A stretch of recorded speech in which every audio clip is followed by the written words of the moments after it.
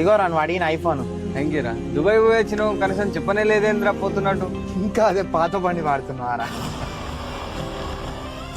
సరే రేపు మా కొత్తింటి గృహప్రవేశం ఉంది, వచ్చేయి. సరేరా మరి. నువ్వు దుబాయ్ పోతుంటే ఎవరు చెప్పలేదు మరి?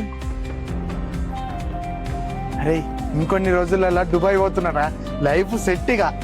కంగ్రాట్స్ మామ. అరే పారప్పం. అన్న దుబాయ్ వెళ్తున్నా అన్న. సూపర్ రా తమ్ముడు. అరే ఏమైందిరా? వీసా క్యాన్సిల్ అయిందన్న.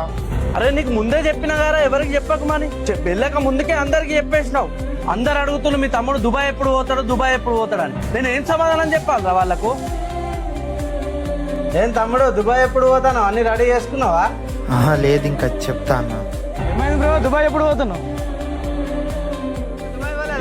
ఏజెంట్ హ్యాండ్ ఇచ్చినట్టున్నారా? వాడికి ఇంకా దుబాయ్ పోతాడా? వానికి అంత సీన్ ఉందా?